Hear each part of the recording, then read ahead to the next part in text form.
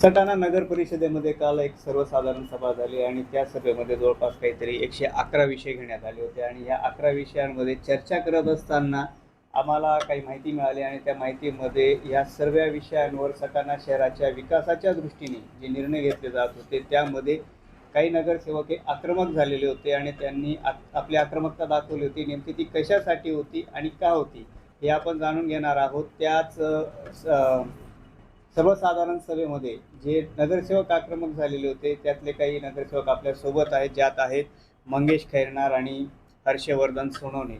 यांची आक्रमकता काय होती आणि कुठल्या विषयाला धरून होते आपण त्यांच्याशी चर्चा करणार आहोत. आपण सुरुवात करणार आहोत हर्षवर्धन दादांकडून. दादा, नेमका असा कुठला तो ठराव होता किंवा विषय होता ज्याच्यावर तुम्ही इतकी आक्रमकता झालेली होती अशी आम्हाला माहिती मिळाली? मुळात तो ठराव नव्हता, परंतु ठरावाच्या अनुषंगाने म्हणजे माझी वसुंधरा जे आपलं अभियान आहे त्याच्यात अनेक नगर परिषदांना त्या ठिकाणी बक्षीस भेटत असतात, 2 कोटी 5 कोटी. परंतु त्या बक्षिसाच्या दृष्टीने जर आपण विचार केला तर सटाणा शहरात काही नगरपालिकेचे असे काही हे आहेत, जागा आहेत, म्हणजे त्या नगरपालिकेच्या तिथे कार्यालय आहेत किंवा ते विविध काही हे असतील. तर त्या ठिकाणी इतकी म्हणजे काल मी ते फोटो तुम्हाला मी आता देणारच आहे की त्या म्हणजे सांगायला सुद्धा वाईट वाटतं.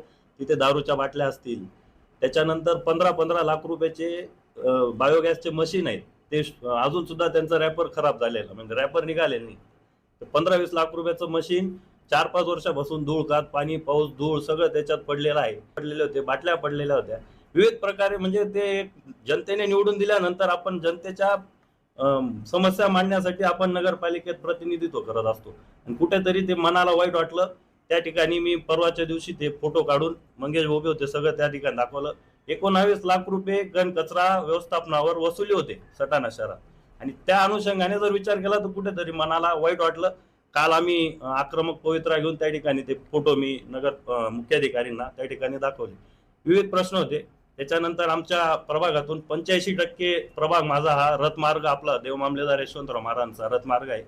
रथमार्गावरील तारा भूमिगत करणे, त्याचबरोबर रथमार्गावर विविध त्या ठिकाणी सुशोभीकरण करून त्या रस्त्यावर नाविन्यपूर्ण त्या ठिकाणी आपल्याला पथदीप कसे लावता येतील, दिशादर्शक फलक कसे लावता येतील, जेणेकरून सटाणा शहरात येणारे जे भाविक आहेत, महाराजांचं मंदिर बऱ्याच 55% जे बाहेरून लोक येतात त्यांना मंदिर माहीत राहत नाही.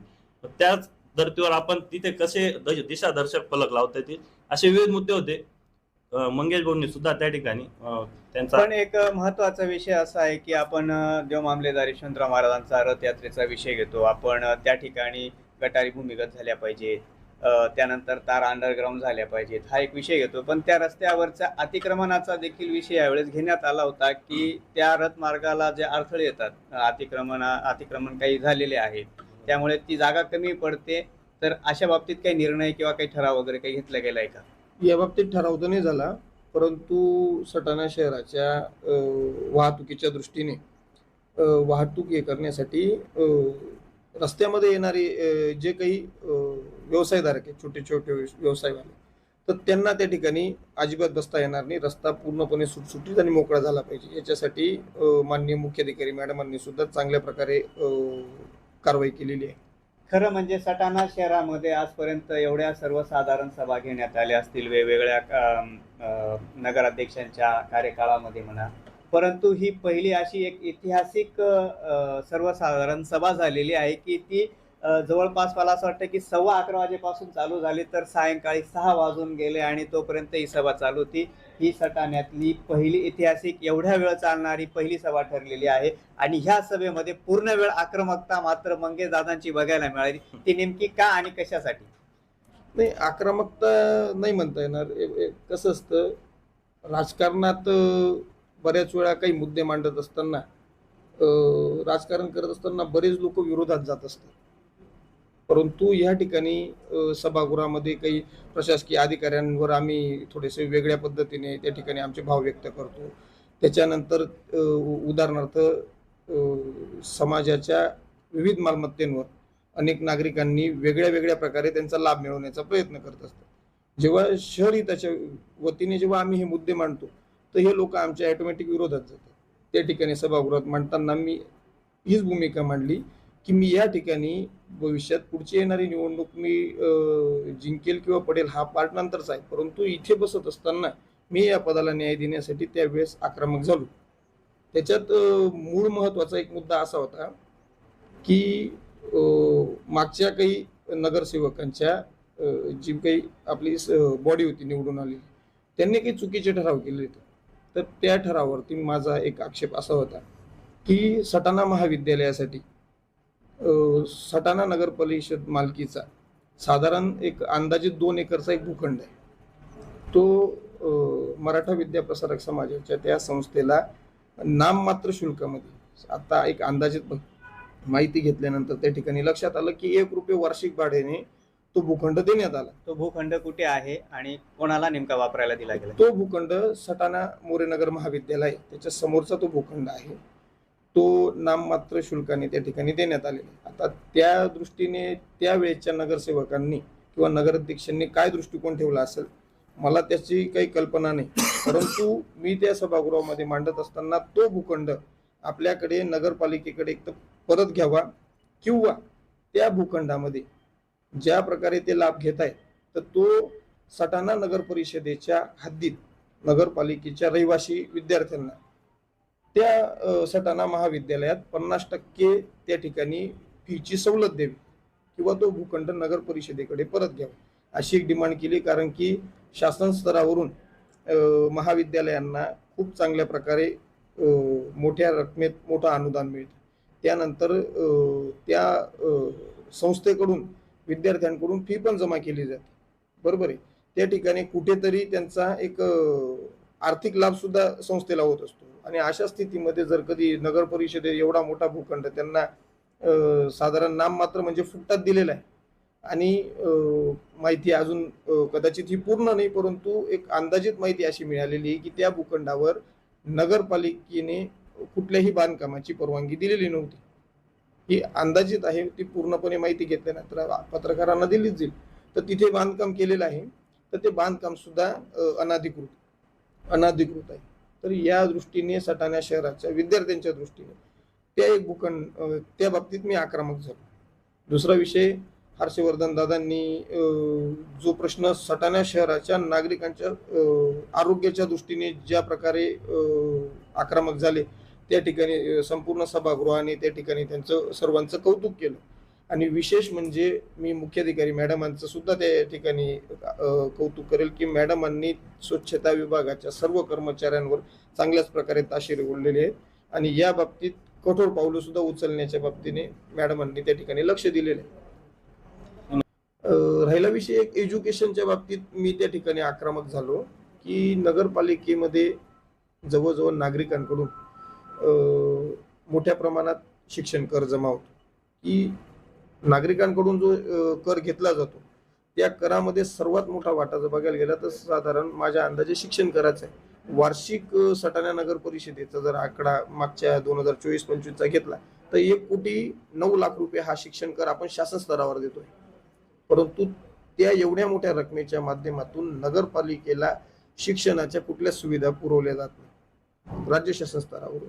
तर मी त्या ठिकाणी असं एक मागणी अशी विशेष करून केलेली आहे की नगर परिषदेचे अनेक भूखंड आहे, त्या ठिकाणी प्रायमरी स्कूल आपण चालू करू शकतो किंवा त्या ठिकाणी चेतन मोरे जे आहेत त्यांच्याकडून देखील एक ठरावासाठी त्यांनी सुचवलेला विषय होता.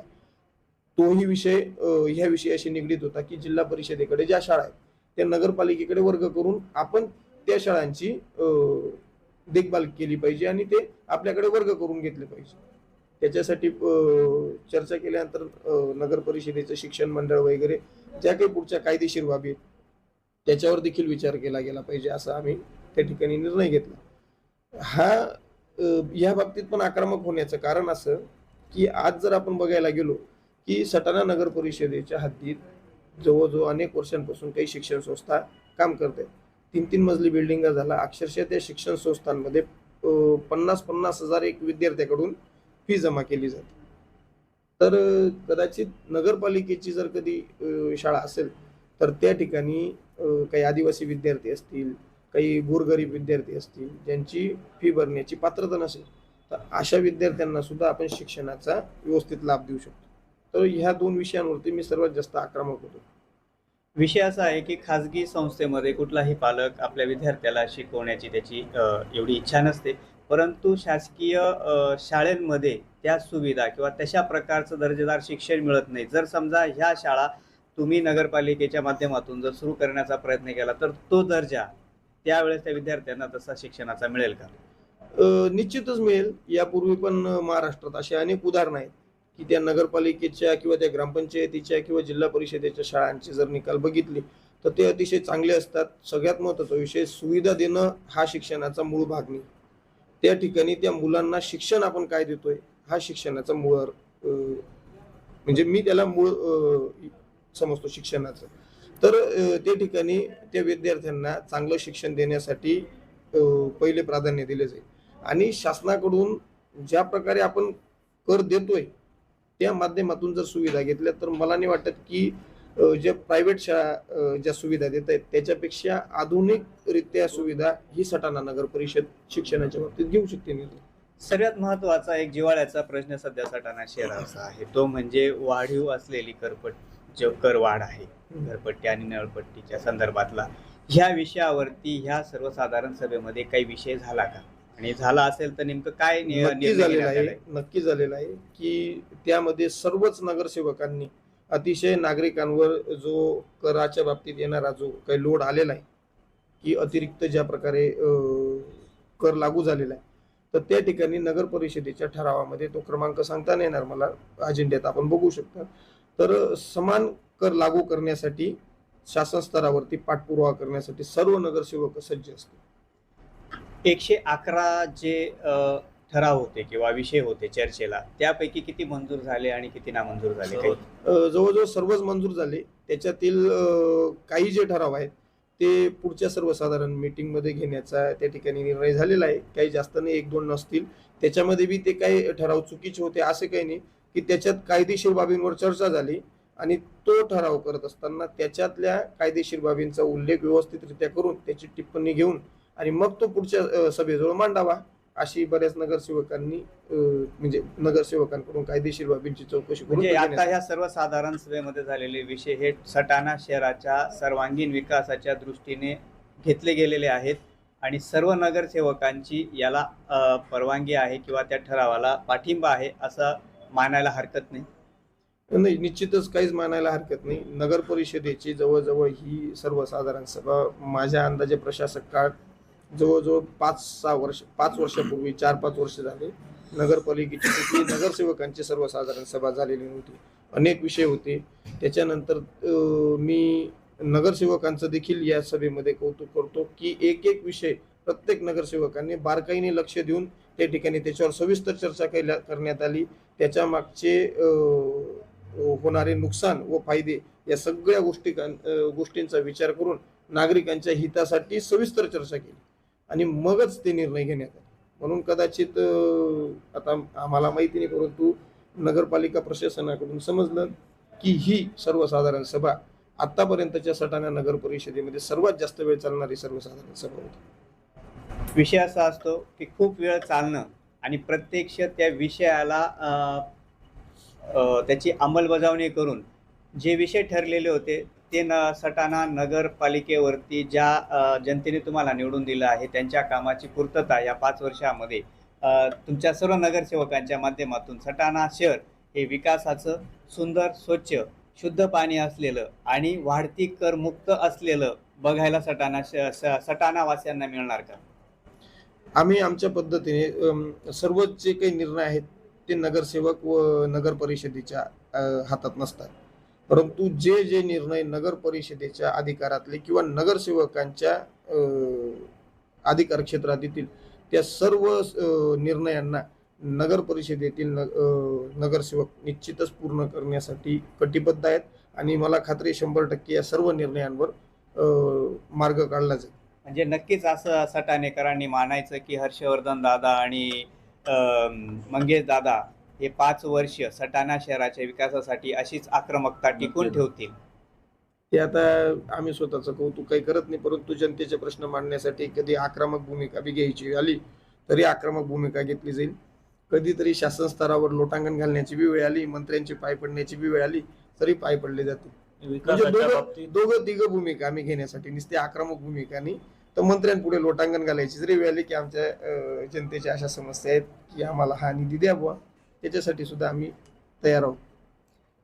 हे सटाणा शहरातल्या सर्वसाधारण सभेमध्ये झालेल्या चर्चांवरती आपण आता विषय घेतलाय की सटाणा शहरात नेमक्या कुठल्या समस्या आहेत आणि त्या समस्येवरती त्या सोडून घेण्यासाठी आणि नगर प्रशासनाने त्याच्यावर प्रत्यक्ष कशा पद्धतीने कारवाई करावी आणि त्याची ॲक्शन घ्यावी यासाठी हे दोघी नगरसेवक युवा नगरसेवक जे आक्रमक झालेले ती चर्चा आमच्या गोपनीय माहितीतून मिळाली होती. आज त्यांच्याशी आपण संपर्क साधून चर्चा केली आणि खरंच त्यांच्या त्या विषयाला किती आक्रमकता असेल आपण त्यांच्या चर्चेतून जाणून घेतली आणि सटाणा शहराच्या विकासासाठी त्यांची ही आक्रमकता आपल्याला अशीच बघायला मिळेल. अजून की सटाणा शहराच्या हितासाठी गाव चहूबाजूंनी म्हणजे बऱ्याच बाजूंनी वाढत आहे.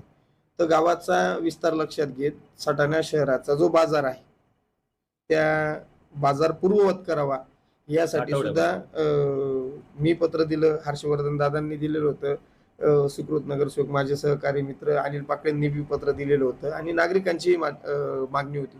तर या विषयावर सुद्धा सविस्तर चर्चा होऊन त्या ठिकाणी येणाऱ्या व्यापाऱ्यांसाठी कशा प्रकारे चांगल्या सुविधा देता येतील आठवडे बाजारासाठी त्यावर सुद्धा आमचा बराच एक चांगला निर्णय झालेला. आठवडे बाजार कुठे? तर आठवडे बाजार तेच सांगत होतो, आठवडे बाजार हा जे यात्रा मैदान आहे तर ह्या यात्रा मैदानाच्या ठिकाणी हा आठवडे बाजार घेण्याचं चाललेलं आहे आणि गावाच्या वाढत्या हिशोबाने एक दैनंदिन बाजार सुद्धा त्याच ठिकाणी चालू करण्याचा निर्णय सर्व नगरसेवकांनी सटाणा शहराचं हित लक्षात घेऊन त्यांच्या त्या बाबतीत निर्णय घेतला आणि त्या ठिकाणी व्यापाऱ्यांसाठी त्या जागेवरती कशा प्रकारे अजून चांगल्या सुखसोयी म्हणजे सोयी सुविधा करून देण्यात येतील त्याच्यावर पण निर्णय चांगले झाले. हा सर्व नगरसेवकांनी जरी हा निर्णय घेतलेला असला पण याची प्रत्यक्ष अंमलबजावणी कधी होणार? त्याच्यासाठी अंमलबजावणीसाठी काही टेक्निकल अडचणी आहेत.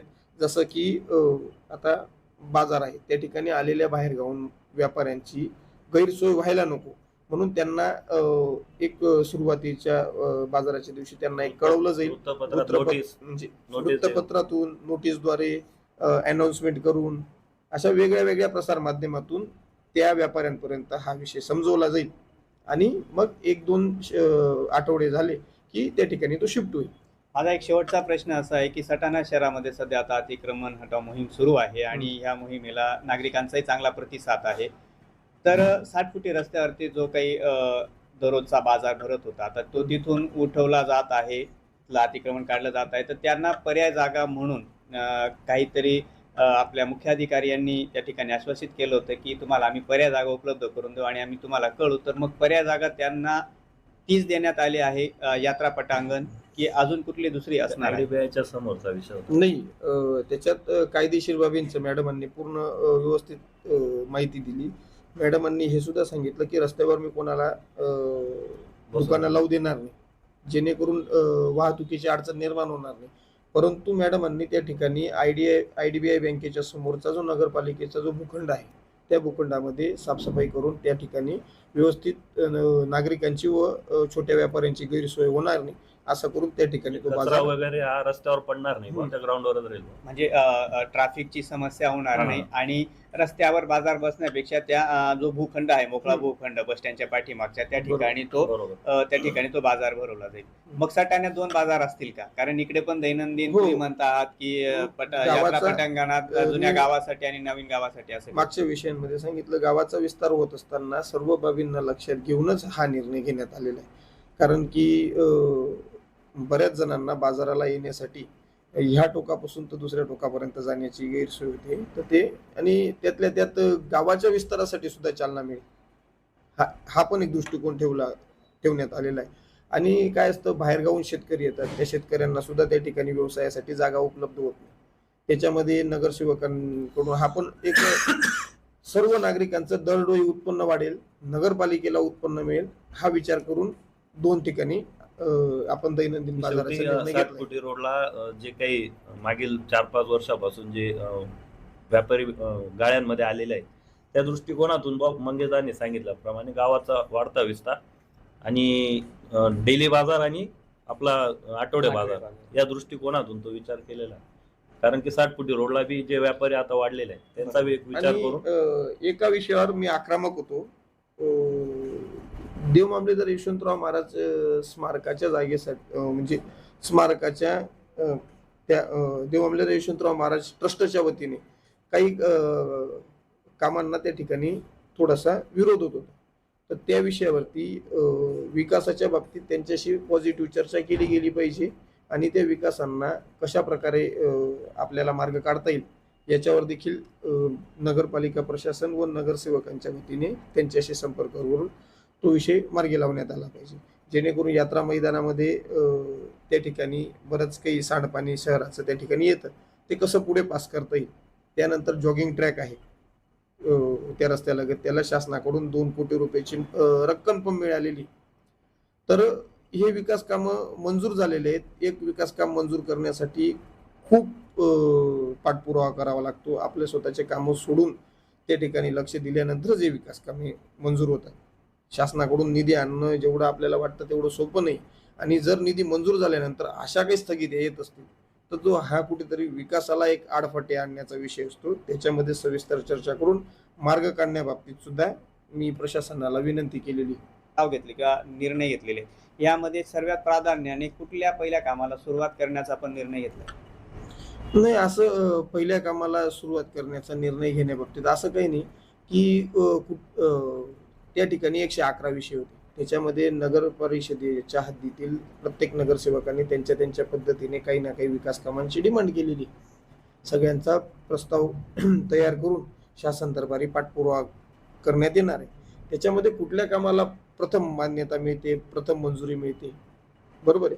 तर अशा पद्धतीने त्याच्यावरती लक्ष दिलं जाईल. बरोबर. कारण की प्रस्ताव तयार केल्यानंतर लगेच त्या ठिकाणी काही मंजुरी मिळत नाही. त्याच्यामधल्या काही कायदेशीर बाबींकडे देखील लक्ष दिलं जातं आणि त्याच्यानुसार शासन स्तरावर मंजुरी मिळते. नक्कीच सटाणा शहरातील जे निवडून आलेले सर्व नगरसेवक आहेत ते आपल्या परीने आपल्या प्रभागामध्ये काय काय विकास झाले पाहिजे, काय काय गोष्टी आल्या पाहिजे यासाठी प्रत्येकाने आपली भूमिका मांडलेली आहे. आणि जो काळ होता प्रशासकाचा, ज्यावेळेस आमच्याकडे नगरसेवक आणि नगराध्यक्ष नव्हते, म्हणून आम्हालाही कुठेतरी नागरिकांना आमच्या समस्या मांडण्यासाठी आणि त्याची पूर्तता कोण करेल म्हणून असं कुठली जागा नव्हती. पण आता नगरसेवक रूपाने आणि नगराध्यक्ष रूपाने आम्हाला आमचे आपलं एक हक्काचे माणसे मिळालेले आहेत की सटाण्याचे नागरिक आपल्या समस्या त्यांना सांगून त्या सोडवू शकतात आणि आपल्या प्रभागातला आपल्या परिसरातला विकास डेव्हलप करू शकतात.